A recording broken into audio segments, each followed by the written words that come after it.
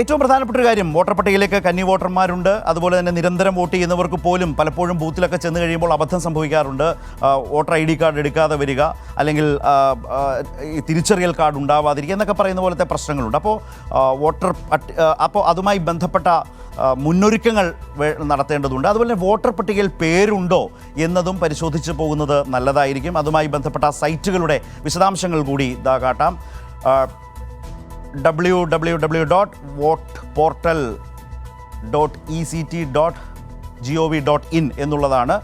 അതുപോലെ തന്നെ വെബ്സൈറ്റ് ഉണ്ട്. അതുപോലെ വോട്ടർ ഹെൽപ്പ് ലൈൻ എന്ന മൊബൈൽ ആപ്ലിക്കേഷൻ ഒക്കെ ഉണ്ട്. അപ്പോൾ ഇതെല്ലാം പരിശോധിച്ചാൽ അതറിയാൻ കഴിയും. മുമ്പ് സൂചിപ്പിച്ചതുപോലെ കയ്യിൽ വോട്ടർ സ്ലിപ്പോ അതുപോലെ തന്നെ ഫോട്ടോയോ മേൽവിലാസമോ ഒക്കെയുള്ള തിരിച്ചറിയൽ കാർഡോ ഒക്കെ ആയിട്ട് വേണം പോളിംഗ് ബൂത്തിലേക്ക് പോകാൻ എന്നതുകൂടി പ്രത്യേകം ഓർക്കുക. നമ്മൾ സമയം ചെലവഴിച്ച് വോട്ട് ചെയ്യാനായി ബൂത്തിന് മുമ്പിൽ ചെല്ലുമ്പോൾ ഇതൊന്നുമില്ല എന്ന് വന്നാൽ ഉണ്ടാകുന്നൊരു ബുദ്ധിമുട്ടുണ്ട്, പ്രയാസമുണ്ട്. അപ്പോൾ അതുകൊണ്ട് ഇതെല്ലാം സജ്ജമായി കരുതി രാവിലെ മുതൽ തന്നെയുള്ള 7 മണി മുതലാണ് നാളെ പോളിംഗ് ആരംഭിക്കുന്നത്. അപ്പോൾ 7 മുതൽ വൈകിട്ട് ഏതാണ്ട് 6 മണി വരെ, രാവിലെ 7 മുതൽ വൈകിട്ട് 6 മണി വരെയാണ് പോളിംഗ്. ഈ സമയത്തിനുള്ളിൽ നമ്മുടെ ജനാധിപത്യ അവകാശം രേഖപ്പെടുത്തുക എന്നുള്ളത് ഏറ്റവും പ്രധാനപ്പെട്ട കാര്യം തന്നെയാണ്. അതിനുവേണ്ടി സജ്ജമായി നിൽക്കുന്നൊരു ജനതയാണ്. നമ്മുടെ പോളിംഗ് ശതമാനമൊക്കെ നമുക്കറിയാം.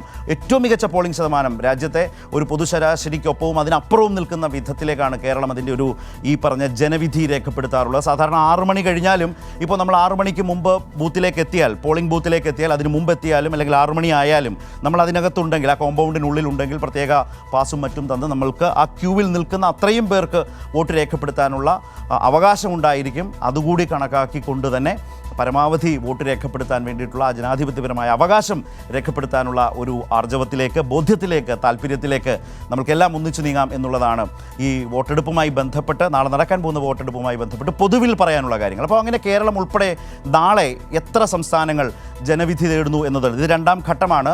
അങ്ങനെ നോക്കിയാൽ നാളെ ജനവിധി തേടുന്നത് 13 സംസ്ഥാനങ്ങളിലാണ്. 13 സംസ്ഥാനങ്ങളിലെ ലോക്സഭാ മണ്ഡലങ്ങളാണ്, കേരളം അടക്കം എന്നുള്ളതാണ്.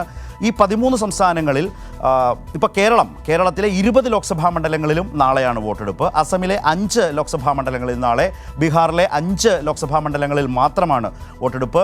ഛത്തീസ്ഗഡിലേക്ക് പോയാൽ 3 ലോക്സഭാ മണ്ഡലങ്ങളിൽ, കർണാടകയിലേക്ക് പോയാൽ 14, ഛത്തീസ്ഗഡിൽ 3ആണ്, കർണാടകയിൽ അത് 14ആണ്. കർണാടകയിൽ 2 ഘട്ടമായിട്ടാണ്. നമ്മുടെ തൊട്ടടുത്ത സംസ്ഥാനം എന്ന നിലയിൽ കുറേ കൂടി നമ്മൾക്ക് വേഗത്തിൽ അറിയാൻ കഴിയും. അപ്പോൾ ആദ്യഘട്ടത്തിൽ 14 ലോക്സഭാ മണ്ഡലങ്ങളിൽ. അടുത്ത മധ്യപ്രദേശ് നോക്കിയാൽ മധ്യപ്രദേശിൽ 7 ലോക്സഭാ മണ്ഡലങ്ങളിലാണ് നാളെ വോട്ടെടുപ്പ്. മഹാരാഷ്ട്രയിലേക്ക് നോക്കിയാൽ 8 ലോക്സഭാ മണ്ഡലങ്ങളിൽ, അതുപോലെ മണിപ്പൂരിൽ 1 ലോക്സഭാ മണ്ഡലത്തിലും, രാജസ്ഥാനിൽ 13ലും, ത്രിപുരയിൽ 1ലും ഒക്കെയാണ് വോട്ടെടുപ്പ് നടക്കുക. മണിപ്പൂരിൽ 1, ത്രിപുരയിൽ 1.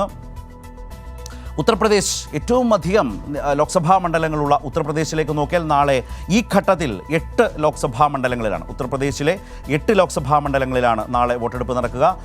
അതുപോലെ തന്നെ പശ്ചിമ ബംഗാളിലെ 3 ലോക്സഭാ മണ്ഡലങ്ങളിലാണ് ഈ ഘട്ടത്തിൽ വോട്ടെടുപ്പുള്ളത് എന്നതുകൂടിയുണ്ട്. ജമ്മു കാശ്മീരിൽ 1 ലോക്സഭാ മണ്ഡലത്തിലും നാളെ വോട്ടെടുപ്പ് നടക്കും. അങ്ങനെ 13 സംസ്ഥാനങ്ങളിലായിട്ടുള്ള ലോക്സഭാ മണ്ഡലങ്ങളുടെ കണക്കുകളാണ്, ഓരോ സംസ്ഥാനത്തെയും കണക്കുകളാണ്. കേരളത്തിൽ പൂർണ്ണമായും 20 ലോക്സഭാ മണ്ഡലങ്ങളിലും നാളെ വോട്ടെടുപ്പ്. കർണാടകത്തിൽ ആദ്യഘട്ടത്തിൽ നാളെ ആദ്യഘട്ടം വോട്ടെടുപ്പ് നടക്കാൻ പോകുന്നു എന്നതുകൂടിയാണ്.